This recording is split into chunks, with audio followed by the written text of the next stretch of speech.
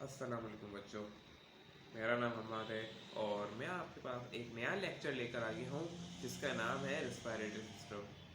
बच्चों, ये भी एक बहुत ही इम्पोर्टेंट टॉपिक है जिसके अंदर हम लंग्स के बारे में पढ़ेंगे और बहुत सारी बातें जानेंगे जो कि इसके अंदर छुपी हुई होती हैं और अक्सर हम जो है उसको ऊपर ऊपर से पढ़ के निकल जाते हैं। हमें इन डेप्थ पढ़ना होगा उसे भी। जैसे हमने नेफ्रॉन पढ़ा था, हार्ट पढ़ा था, वैसे ही इसको भी हम क्या करेंगे, इन डेप्थ पढ़ेंगे। अब इसके अंदर हमें क्या क्या पढ़ना है, क्या नहीं पढ़ना, वो हम आगे जाके देखेंगे। जैसे आपको मालूम है कि मैं जो है एनिमल्स के ऊपर सारा टॉपिक अभी कवर अप कर रहा हूँ। प्लांट को अभी मैंने बिल्कुल ही नहीं छेड़ा है, बहुत ही कम टॉपिक्स के अंदर हमने इसको डिस्कस किया होगा। तो वैसे ही रिस्पायरेशन के अंदर भी हम सबसे पहले रिस्पायरेटरी सिस्टम को पढ़ना होगा। लेकिन किसके रिस्पायरेटरी सिस्टम को, एक होता है प्लांट का और एक होता है वुमेन का। यानी हम एनिमल्स के ऊपर पढ़ेंगे उस दफ़ा भी, जैसे हम इससे पहले करते आ रहे हैं। तो ये चैप्टर जो आज मैंने आपके सामने स्टार्ट कर दिया है, इसके अंदर हमें क्या क्या पढ़ना है ये तो आपको अभी वक्त के साथ पता चल जाएगा और कैसे क्या क्या होगा। लेकिन एक बच्चों, मैं आपसे एक बात करना चाहता हूँ कि आज वाला जो टॉपिक है उसके अंदर सबसे पहले क्लास 9 वाले बच्चे अलग हो जाए, वो तो इस क्लास को देखें ही नहीं क्योंकि वो उनका टॉपिक नहीं है, यानी चैप्टर ही नहीं है। अगर देखना चाहे इन्फॉर्मेशन के लिए वो देख सकते हैं, लेकिन मैं उनसे मुखातिब हूँ उस दौरान क्लास 10, क्लास 11 से, ओ लेवल्स, ए लेवल्स से। देखो बच्चों, मैंने ये जो एक चैप्टर कंपाइल किया है आज के दिन, इसके अंदर मैंने वो सारी बातें बता देनी है, चाहे वो ओ लेवल्स की हो, ए लेवल्स की हो, 12 की हो या सॉरी 12 की, 11 की हो या 10 की हो। मैंने इन सब को मद्देनज़र रखते हुए सारे बुक को मैंने एक बार रिव्यू किया। फिर मैंने उसके हिसाब से मैंने बोला कि ना पूरी एक साथ टॉपिक को कवर अप किया जाए, ताकि जो 9 का स्टूडेंट है, सॉरी 10 का स्टूडेंट है वो भी देख लेगा, 11 का है वो भी देख लेगा, और जो बाकी ओ लेवल, ए लेवल से वो भी देख लेंगे, ताकि सारी बातें क्लियर हो जाए, ताकि रट्टे वाली कहानी ही नहीं रहे। तो फिर मैं इसको स्टार्ट करता हूँ चैप्टर को। सबसे पहले आपको वर्ड रिस्पायरेशन के बारे में समझना होगा कि वर्ड रिस्पायरेशन क्या है और रिस्पायरेटरी सिस्टम क्या होता है। तो बच्चों, रिस्पायरेशन के अंदर ये बताया जाता है कि ये एक रिस्पायरेशन के अंदर हम ये करते हैं कि ब्रेक डाउन हो रही होती है किसी ग्लूकोज की या किसी भी कंपाउंड की। ग्लूकोज हो गया या कोई भी कंपाउंड हो गया, सही है, इन प्रेजेंस ऑफ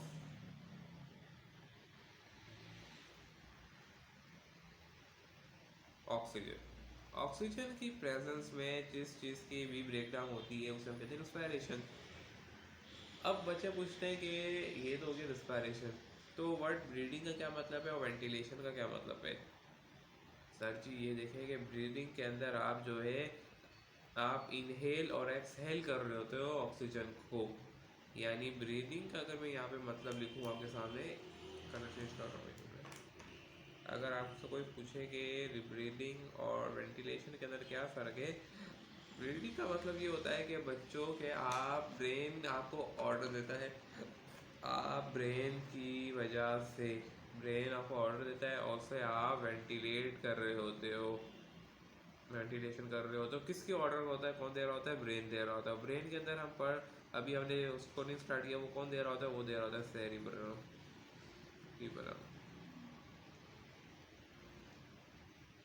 ब्रेन का पार्ट है। और इस तरह से आप ब्रीडिंग कर रहे हो, तो ब्रीडिंग एक तरीके से वॉलेंट्री है, इनवॉलेंट्री, आपको ये भी देखना होगा। आप ज़्यादातर सांस रोके बगैर नहीं रह सकते, तो हम इसे शुमार करते हैं कि ये एक इनवॉलेंट्री प्रोसेस होता है ब्रीदिंग। यानी जो कि आपका ब्रेन कंट्रोल कर रहा होता है और आपके कंट्रोल में नहीं होता। फिर इसके बाद मैंने आपको बताया कि वेंटिलेशन कर रहे हो, तो वर्ड वेंटिलेशन का क्या मतलब है हमें उसको भी देखना होगा। तो वेंटिलेशन का मतलब होता है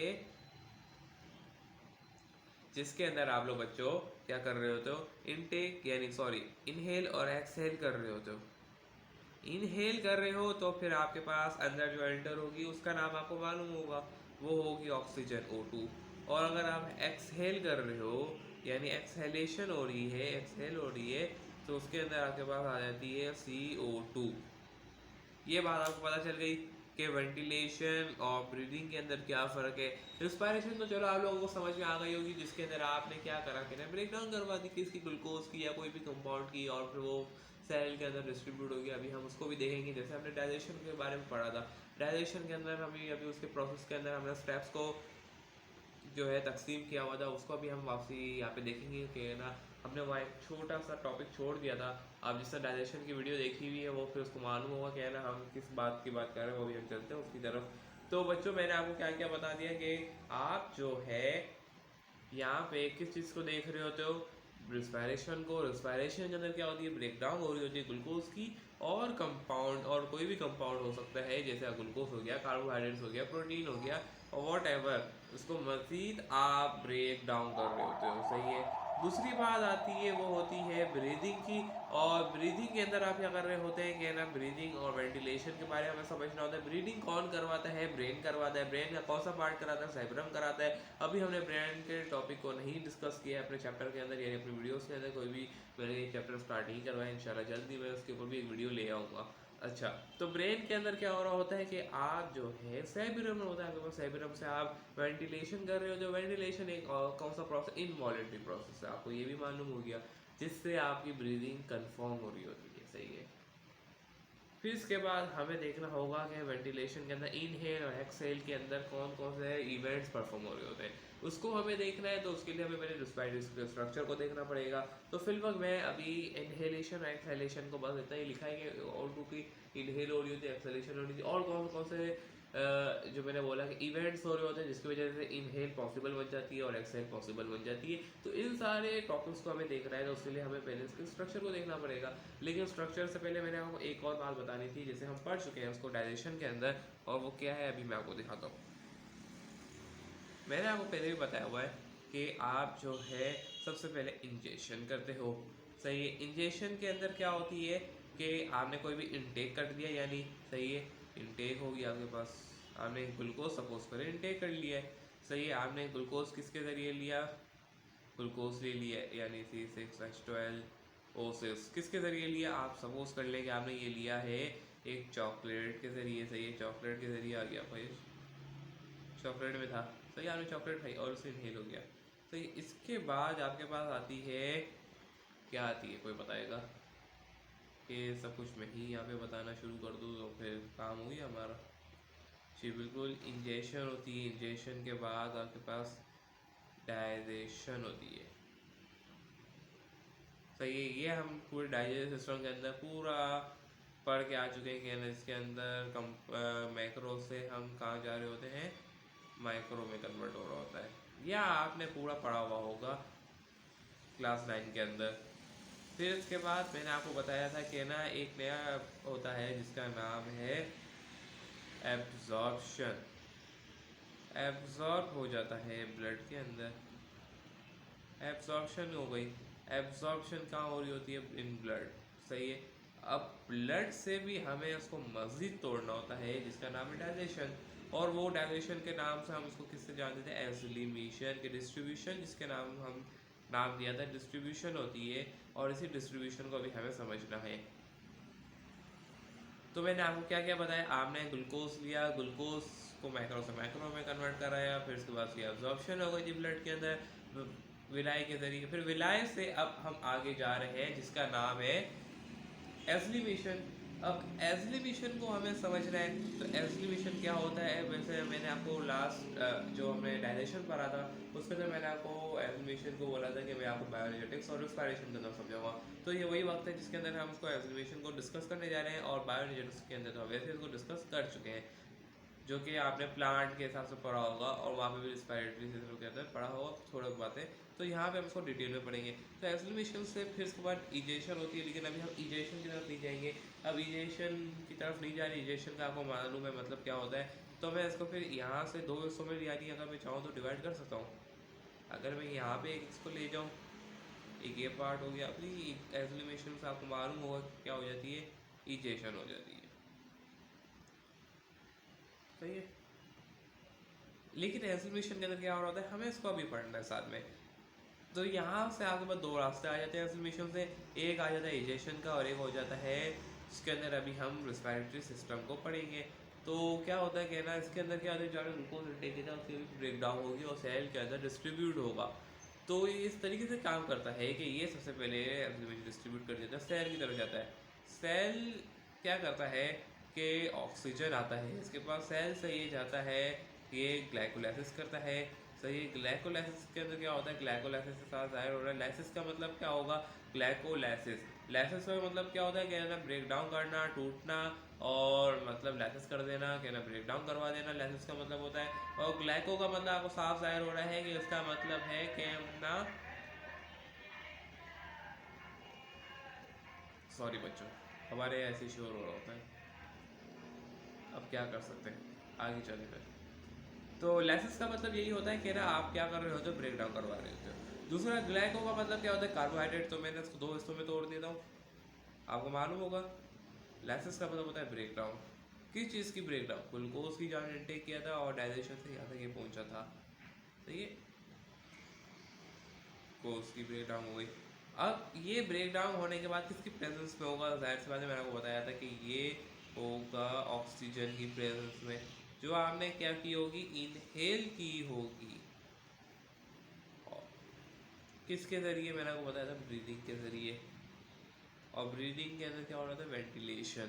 अब इससे जो है आपका ग्लूकोज का ब्रेक डाउन होगा, आपको ग्लूकोज के ऊपर मालूम होगा ग्लूकोज से क्या क्या इवेंट्स परफॉर्म हो रहे होते हैं। तो यहाँ पे मैं आपको अगर लिख के दिखाऊं, जैसे कि अगर ये 6 है, H12 है, O6 है, किसकी प्रेजेंस में, आपको बताया था O2 की प्रेजेंस में, सही है। अभी हमें सबसे पहले इक्वेशन को बैलेंस करनी होगी, यानी यहाँ पे अगर देखा जाए तो यहाँ पे 2 आ जाएगा, यहाँ पे जो है आपका, अच्छा सॉरी, यहाँ भी बैलेंस नहीं करते हैं, बाद में करेंगे, चलो, वरना बोलेंगे बैलेंस कैसे हो गया, बैलेंस तो बाद में करेंगे, सही है। अच्छा O2 हो गया, O2 की प्रेजेंस में भी हमें इसको क्या करना है, ब्रेक डाउन करवाना है। आपको ये मालूम होगा जब ग्लूकोज ब्रेक डाउन होता है ऑक्सीजन में, तो O2 निकलता है और प्लस H2O निकलता है। क्या ये आपको इक्वेशन बैलेंस लग रही है, नहीं लग रही, अभी हमें इसको बैलेंस करना होगा सबसे पहले। तो यहाँ पे देखो हाइड्रोजन कितने हैं, 6, आपने यहाँ 6 लगा दिया, सॉरी 12 है, तो आपने यहाँ 6 लगा दिया, 6 2 12। अब यहाँ पे बच्चों मुझे बताओ कि कार्बन कितने, 6, और यहाँ पे कितना 1 है, तो यहाँ पे आपने 6 लगा दिया, यहाँ पे भी 6 लग गया। अब अब अगला परफॉर्म क्या होगा, अगली बात क्या होगी, अभी मैं आपको बताता हूँ। अब यहाँ पे मुझे बताओ कि ऑक्सीजन कितने, ऑक्सीजन अगर आपको देखें तो यहाँ पे जो है कितने हो गए, 6 2 12, और 12 के अंदर ये 6 कितने हो गए, 18, 18 हो गए आई थिंक, कितने हो गए यार, कोई बताएगा। 6 2 12 हो गए, और 12 के अंदर 6, तो 18, सही है। तो यहाँ पे कितने, 18, यानी यहाँ पे आ जाएगा तुम्हारे पास, अच्छा एक मिनट, एक मिनट, एक मिनट, सही 18 होगा। यहाँ पे पहले से 6 मौजूद हैं, मज़ीद कितने चाहिए, 12, तो यहाँ पे यानी अब क्या आएगा, 6 आ जाएगा तभी। तो एक ग्लूकोज के मॉलिक्यूल को ब्रेक डाउन कराने के लिए हमने 6 ऑक्सीजन के लिए मोल्स, मोल्स आपको पता होगा कि क्या होते हैं, सही है, 6 मोल्स लिए, यानी एक ऑक्सीजन के अंदर 2 होते हैं, यानी 6 लिए, और उसकी नतीजे में हमारे पास 6 कार्बन डाइऑक्साइड निकली और 6 मॉलिक्यूल वाटर के निकले। वाटर आपकी ब्लड में जाता है और उसकी तरह फिल्टरेशन, किडनी, नेफ्रॉन, ये सारी बातें आपको मालूम होंगी। ये कार्बन डाइऑक्साइड कहाँ जाएगा, ये एक्सहेल हो जाएगा। तो इस तरीके से आपकी जो है, और वाटर आपकी बॉडी में क्या हो जाएगा, एब्जॉर्ब हो जाएगा, क्योंकि उसकी ज़रूरत है। तो देखो एक एग्जलिमेशन का पूरा प्रोडक्ट हमने बताया कि अब एग्जलिमेशन से 2 रास्ते निकलते हैं, इजेशन और दूसरा होता है सेल की तरफ जाना। और जहाँ पर आपकी डिस्ट्रीब्यूशन होती है, ग्लाइकोलाइसिस होती है जिससे ग्लूकोज ब्रेक डाउन होता है, और उसके नतीजे में आपके पास कार्बन डाइऑक्साइड निकलती है और वाटर निकलता है। वाटर की आपकी बॉडी को ज़रूरत होती है, तो वो क्या करता है कि आपकी जो वाटर है वो आपके पास कहाँ चला जाता है, बॉडी में डिस्ट्रीब्यूट हो जाता है, और जो आपके पास कार्बन डाइऑक्साइड रहती है वो एक्सहेल हो जाती है। अब इनहेल और एक्सहेल के लिए रेस्पिरेटरी सरफेस होता है, और वो आपको मालूम होना चाहिए कि आपका जो रेस्पिरेटरी सरफेस है, कहाँ लिखूँ, जगह कम पड़ गई है मुझे अभी, क्योंकि नेक्स्ट पेज पे मैंने डायग्राम बना दी है रेस्पिरेटरी सिस्टम की। अच्छा, जगह कम पड़ गई, चलो मैं यहीं पे कोशिश करता हूँ कि पूरा किया जाए, इसे पूरी कोशिश होगी। अब आपको मालूम होना चाहिए कि हमने हार्ट पढ़ा था, हार्ट के अंदर उसका सेल पड़ा था, किडनी पड़ा था, नेफ्रॉन पड़ा था। तो हम यहाँ पे रिस्पायरेटरी सिस्टम पढ़ने जा रहे हैं। तो रिस्पायरेटरी सिस्टम के लिए हमें रिस्पायरेशन के अंदर किसको पढ़ते हैं, लंग्स को पढ़ते हैं। रिस्पायरेटरी परफॉर्म कौन कर रहा होता है, लंग्स करा रहा होता है। तो लंग्स को हमें पढ़ने के लिए हमें उसके सेल के यूनिट को पढ़ना होगा। लंग्स का यूनिट क्या होता है, कोई बताएगा? एल्वुलाई होता है। अब जिसने बता दिया बहुत अच्छी बात है, वो कमेंट में लिख सकता था और वो लिखते हैं, सही है। तो लंग्स का जो यूनिट होता है जिसके अंदर लंग्स परफॉर्म कर रहा होता है आपकी रिस्पायरेशन, लंग्स क्या कर रहा होता है, रिस्पायरेशन कर रहा होता है, रिस्पायरेशन या जिसके अंदर वो एक्सेल और इनहेल कर रहा होता है, यानी मेरा अच्छा सॉरी रिस्पायरेशन यानी लिख रहा हूँ मैं, ब्रीदिंग लिख रहा हूँ, सही है, ब्रीदिंग हो रही होती है, ब्रीदिंग सॉरी। तो यहाँ पे क्या हो रही है, ब्रीदिंग हो रही होती है, क्योंकि रिस्पायरेशन तो आपकी सेल कर रही होती है। कभी भी लंग्स रिस्पायरेशन नहीं करेगा, लंग्स जो है ब्रीदिंग कर रहा होता है, किसके ऑर्डर से, ब्रेन के ऑर्डर से। और ब्रीदिंग कर रहा होता है किसकी, लंग्स कर रहा होता है ऑक्सीजन और कार्बन डाइऑक्साइड की। तो लंग्स के अंदर होता है एल्वुलाई, एल्वुलर सेल्स मौजूद होते हैं। और एल्वुलर सेल क्या है, बेसिक यूनिट है, स्ट्रक्चर यूनिट है। एक लंग्स में मिलियन ऑफ एल्वुलर्स मौजूद हैं, सही है। अब इसके लिए हमें रिस्पायरेटरी सर्फेस, अच्छा ये आप लोगों को नज़र नहीं आ रहा होगा आई थिंक, एक मिनट ओके, एक मिनट को मैं कैमरा फोकस करने दो सबसे पहले। ठीक है रुको, अभी मैं जो है इसको कहाँ लिखूँ, जगह कम पड़ गई है, एक तो नीचे भी नज़र नहीं आ रहा होगा वो, यहाँ पे लिख देते हैं, इस साइड में कर देता हूँ, सही है। मैं यहाँ ले जा रहा हूँ उस लेक्चर को इस जगह पे, सही, यहाँ पे लाइन डाल के यहाँ पे कर रहा हूँ, सही। मैंने आपको क्या बोला, लंग्स कर रहा था कि ब्रीदिंग, और एल्वुलर सेल्स मौजूद होते हैं। एल्वुलर सेल्स क्या करते हैं कि उनके लिए कुछ रिस्पायरेटरी सरफेस होना चाहिए। अब तो आप लोगों को नज़र आ गया होगा लंग्स और एल्वुलर सेल वहाँ लिखा हुआ होगा। मैं यहाँ पे रिस्पायरेटरी सरफेस की बात करने जा रहा हूँ। रिस्पायरेटरी, सही है, रिस्पायरेटरी सरफेस के ऊपर मैं बात करूंगा, यानी एल्वुलाई के लिए क्या क्या होना ज़रूरी है, सही है। रिस्पायरेटरी सरफेस आपका कौन सा हो गया, रिस्पायरेटरी सरफेस यानी ब्रीडिंग जो सरफेस है वो आपका हो गया एल्वुलाई, सही। उसके लिए आपके पास क्या क्या होना ज़रूरी है, उस एल्वुलाई को होने के लिए, वो थिन होना चाहिए, यानी आराम से डिफ्यूजन हो जाए। दूसरे परमिएबल होना चाहिए, किसके लिए परमिएबल होगा, तो दो गैस के लिए। एक होगा आपके पास, एक होगा क्या परमिएबल, किसके लिए, एक परमिएबल होगा ऑक्सीजन के लिए, दूसरा होगा कार्बन डाइऑक्साइड के लिए।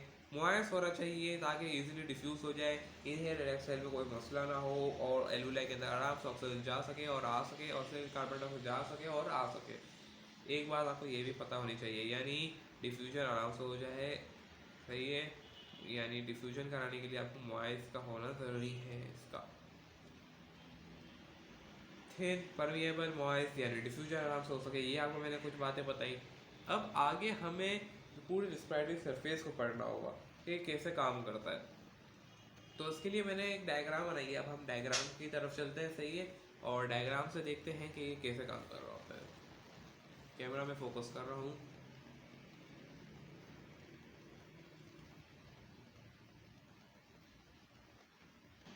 सही है बच्चों, ये एक डायग्राम मैंने बनाई है लंग्स की। अच्छा ये पता नहीं इंसान कैसा बन गया है।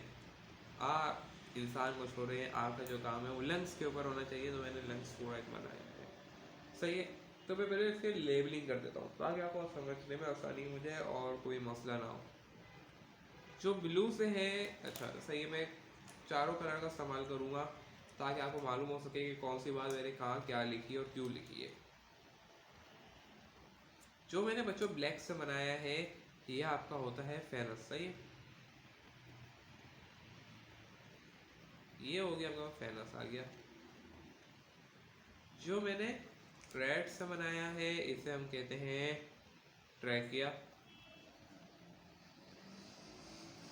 ट्रैकिया की स्पेलिंग गलत हो गई यार, ये ट्रैकिया आ गया। और ट्रैकिया के बिल्कुल साथ यहाँ पे मैंने आपके पास एक और चीज़ बनाई है जिसे हम कहते हैं लेनस। अच्छा, अभी मैंने यहाँ पे कोई बात नहीं लिखी फेनस के ऊपर। फेनस 3 तरह के होते हैं, ओ लेवल ए लेवल्स के अंदर बात लिखी हुई, और क्लास 11 के अंदर बात लिखी हुई, क्लास 10 के अंदर बात नहीं लिखी हुई। तो मैंने आपको वैसे ही बताया कि मैं पूरा कॉन्सेप्ट क्लियर कर रहा हूँ, आपको रट्टा ना लगे, तो आपको एक एक बात पता चल के जाएगी आपसे। अगली बात मैंने यहाँ पे लिखी है, ये ब्लू से बनाया हुआ है, जिसका हम नाम देते हैं इसे हम कहते हैं ब्रोंकाई। फिर इसके बाद मैंने यहाँ पे एक और बनाया है, अच्छा एक मिनट मुझे देख लेते, सही है, सॉरी बच्चों यहाँ पे एक गड़बड़ मैंने कर दी।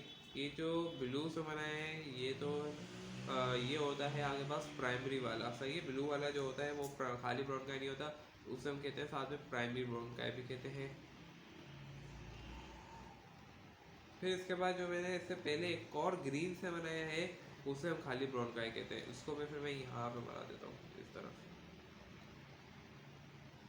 ये आपका आ गया खाली ब्रोंकाई।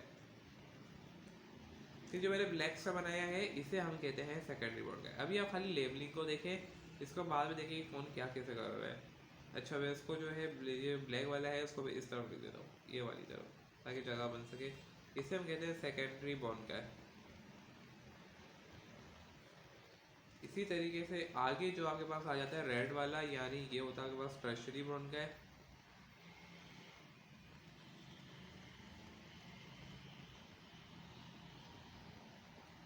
और इसी के आगे आपके पास आ जाता है वापस ग्रीन वाला, यानी ये वाला जो होता है, इसको मैं कहाँ ले जाऊँ, इसको कहाँ निकालें,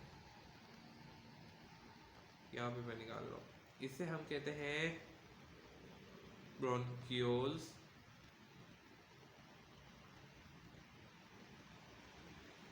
और इसके बाद जो ब्लू वाला वापसी मैंने बनाया है इसे हम कहते हैं रिस्पायरेटरी ब्रोंक्यूल।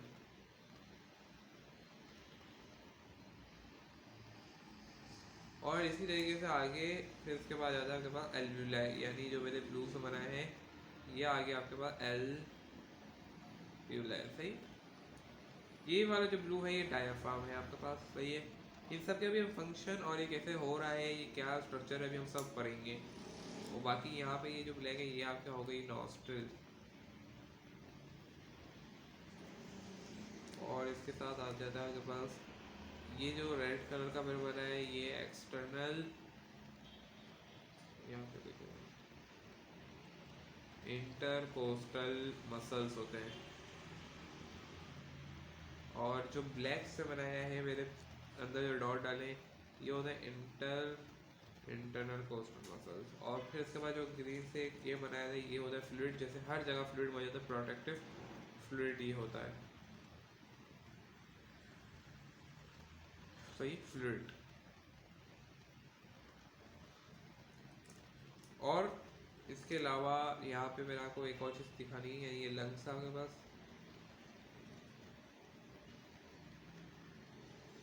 ये इस तरीके से आपका कोई रिस्पायरेटरी सिस्टम है पूरा। अब हमें इसको वन बाय वन हमें डिस्कस करना है कि कैसे रन आउट होती है ये रिस्पायरेशन। फिर से आप एक्सेलेशन इनहेलेशन पढ़ेंगे। और यहाँ पे एक सवाल उठेगा आप लोगों से जो कि आपसे पूछूंगा और आपको कमेंट में देना होगा जवाब। क्या आपने इस डायग्राम के अंदर कुछ नोटिस किया है या नहीं? तो मैं स्टार्ट कर दूँ, अभी ये आया वो सवाल, जैसे आएगा वो बताऊँगा। सबसे पहले आता है के बाद आती है नोस्ट्रिल।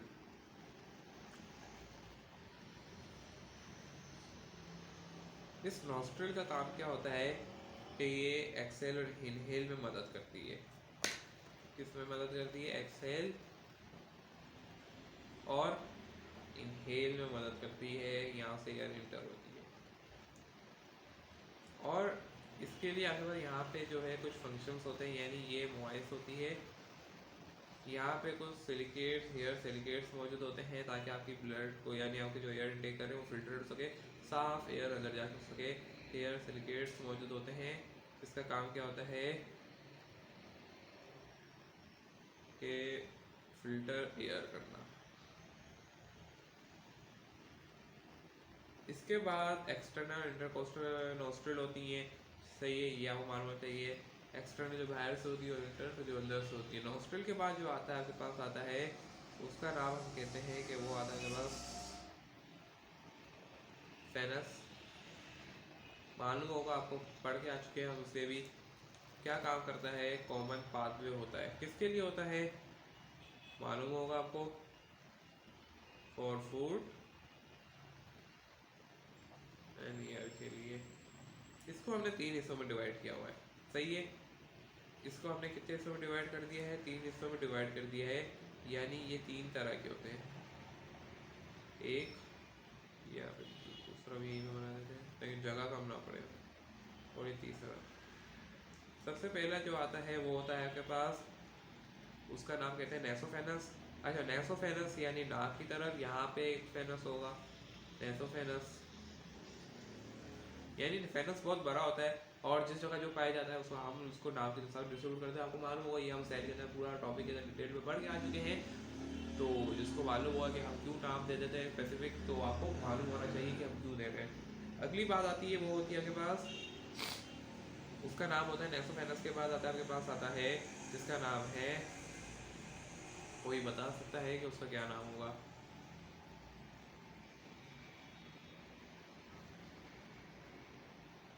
कौन बताएगा? अगर किसी को नहीं मालूम तो मैं ही बता देता हूँ एक बार फिर से।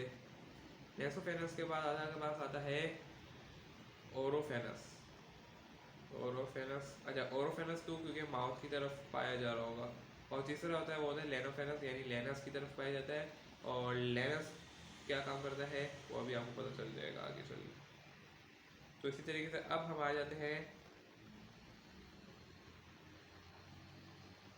लेनस की तरफ। लेनस और ट्रैकिया बिल्कुल एक साथ जुड़े हुए होते हैं, बिल्कुल एक साथ होते हैं, तभी पहले पहले वहाँ पे ट्रैकिया की ट्रैकर वाले थे, लेनस की बताई थी। तो समझो ये जैसे ट्रैकिया होता है, ट्रैकिया के पीछे ही जो है ना आपके पास लेनस मौजूद होता है। इसी तरीके से कुछ इनकी सेटिंग बनी हुई होती है।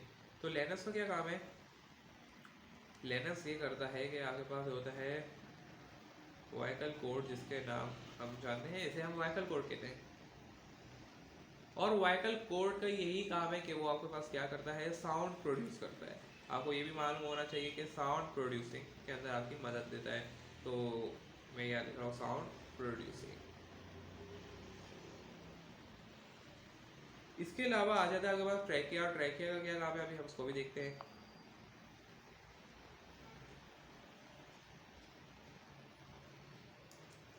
चार से ये सी रिंग्स यहाँ मौजूद होती हैं, सही है, कोलैप्स ना करे तभी इसके अंदर यहाँ पे जो है सी रिंग्स अलग अलग रखी हैं, सही है। और यहाँ से एयर सिर्फ एंटर होती है, एंटर या इनहेल एक्सहेल जा रही होती है। अच्छा, इसके बाद आता है आपके पास ब्रोनकाई। इसके अलावा आ जाता है आपके पास, अभी जो मैं खाली नाम लिख रहा हूँ, ब्रोनकाई, ब्रोनकाई से एयर जाती है आगे, फिर उसके बाद प्राइमरी ब्रोन के पास जाती है, सही है। अभी मैं खाली प्राइमरी से सेकेंडरी, और सेकेंडरी से टर्शरी, और टर्शरी से कहाँ जाएगी कोई बताएगा? क्योंकि हम डिस्कस कर चुके हैं, अभी अभी डिस्कस किया हमने।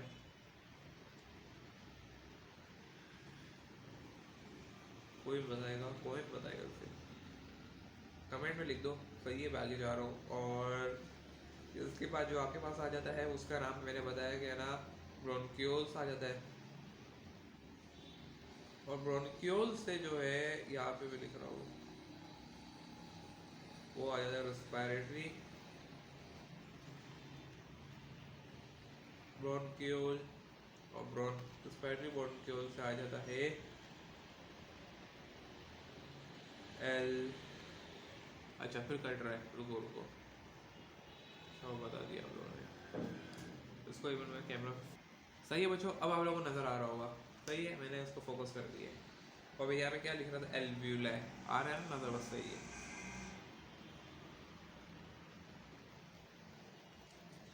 इस तरीके से आपकी ये पूरी रिस्पायरेटरी सिस्टम चल रही होती है। अब किसका क्या काम है, अब इसको भी हम देखेंगे। वैसे तो आपको बता ही चुका साथ साथ, ये आपका तो इस तरीके से रिस्पायरेटरी सिस्टम कुछ दिख रहा होता है। क्या बच्चों आपने सेकेंडरी ब्रोनकाई के अंदर कुछ नोटिस किया? किसी ने कुछ नोटिस किया है तो वो ज़रूर कमेंट में लिखे, क्या डिस्कस किया, यानी क्या आपने नोटिस किया राइट और लेफ्ट लंग्स के अंदर। राइट के अंदर बाउंड, सेकंड बाउंड के और लेफ्ट के अंदर। अगर किसी ने नहीं किया तो बहुत बुरी बात है कि देख लेना चाहिए था, थोड़ा अक्ल लगा लो। क्योंकि अगर हर चीज़ अगर हम बताने चले तो फिर हो गया काम। इसके अंदर तो मैंने आपको डिटेल में बता दिया, सेकेंडरी ब्रोनकाई तक मैंने पहुँचाया, वरना आपकी बुक में तो सेकेंडरी ब्रोनकाई भी नहीं लिखा हुआ था, मैंने आपको ये भी बता दिया है। चाहे अब वो सेकेंडरी ब्रोनकाई बात की जाए 11 की या 10 की, उसमें तो लिखा हुआ नहीं है। हाँ, ओ लेवल ए लेवल्स के अंदर ये बात लिखी हुई है। तो बच्चों मैं एक जगह लिख रहा हूँ लंग्स के बारे में, सही है। अच्छा, लंग्स के बारे में मैं कहाँ लिखूँ?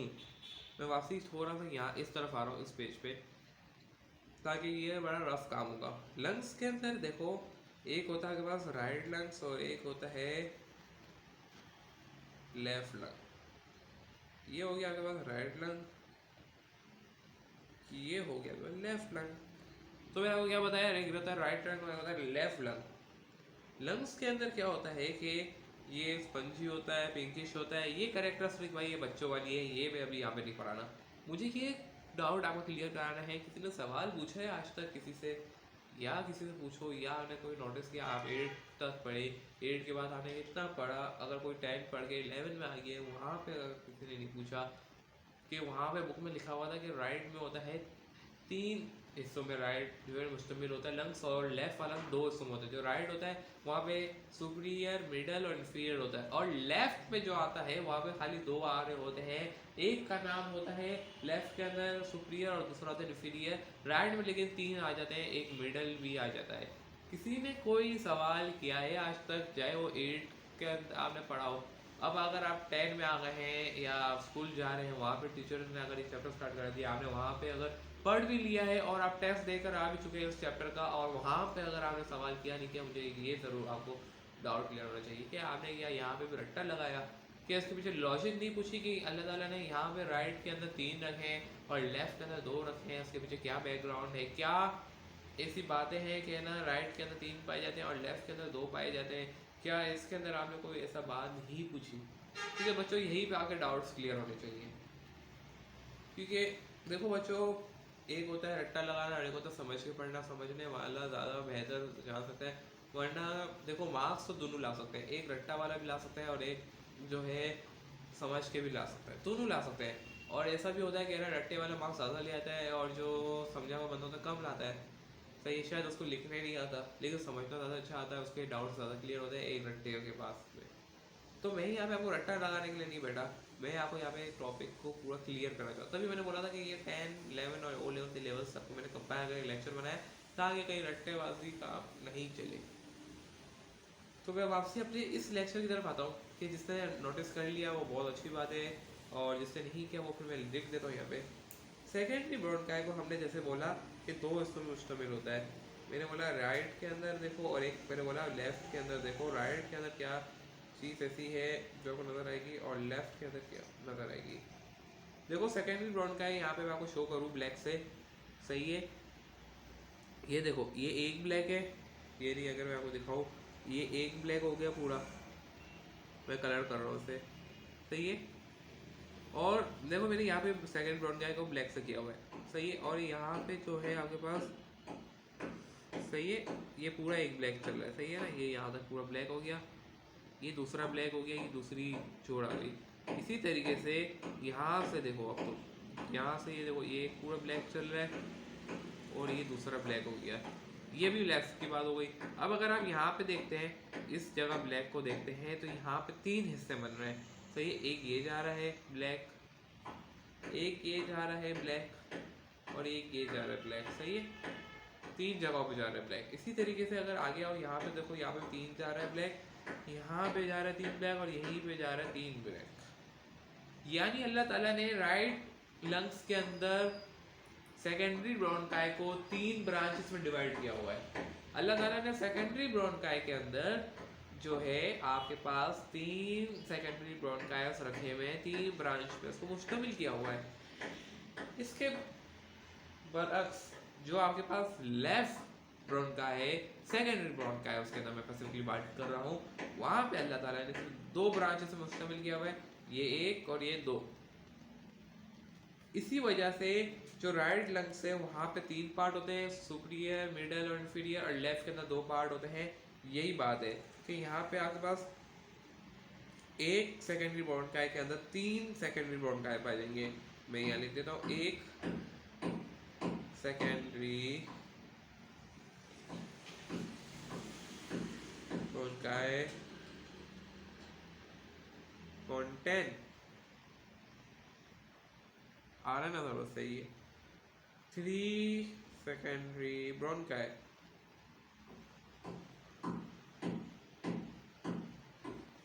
यार जगह कम पड़ गई है, इसको तो वैसे ही पेज पे कंप्लीट करना है।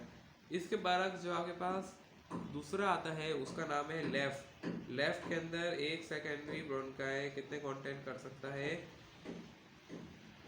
2 कंटेंट, 2 ब्रोंकाई, 2 सेकेंडरी। ये है राइट और लेफ्ट की कहानी जो आपकी बुक में सिर्फ लिख दी है, लेकिन इसके अंदर डिटेल भी नहीं है। ये आपकी पूरी डिटेल थी बच्चों। यहाँ पे मुझे एल्वुलाई भी समझाना था और एक्सहेलेशन और इनहेलेशन को भी समझाना था, लेकिन वीडियो बहुत लंबी हो गई है, आधे घंटे से ज़्यादा हो गई है। और मैंने जो है अगला लेक्चर भी प्रिपेयर नहीं किया हुआ इनहेल और एक्सहेल के ऊपर, तो वो मेरे हिसाब से अब मैं नेक्स्ट वीडियो के अंदर उसको कंटिन्यू करूँगा। और उसके अंदर हम एल्वुलाई के स्ट्रक्चर को समझेंगे, एल्वुलाई का स्ट्रक्चर कैसा होता है, और साथ हम इनहेल और एक्सहेल को समझेंगे। फिर इसके बाद एक और नई वीडियो बनाएंगे, और उस वीडियो के अंदर हम जो है एक दो नई चीज़ें समझेंगे। कह रहा ये कैसे रिस्पिरेशन का पूरा एक और प्रोसेस हो रहा होता है, कह रहा आपको एक दो चीज़ें और बतानी है, वो हम समझेंगे। फिर कुछ डिजीज पढ़ेंगे। इस तरीके से आपका ये चैप्टर भी एंड हो जाएगा एनिमल के पॉइंट ऑफ व्यू से। तो मुझे चाहिए जब तक के लिए इजाज़त, और मुझे याद रखें चैनल को सब्सक्राइब करना मत भूलिएगा। एक बार फिर से बोल रहा हूँ, और लाइक ज़रूर करना। मैंने आपको कहीं पे भी नहीं बोला कि चैनल को सब्सक्राइब कर दो, लेकिन अगर वीडियो अच्छी लग रही है तो ज़्यादा से ज़्यादा सब्सक्राइब करो, लाइक करो, ताकि आने वाली तमाम वीडियोस आपको मिल सके। जब तक के लिए मुझे दीजिए इजाज़त, अल्लाह हाफिज़।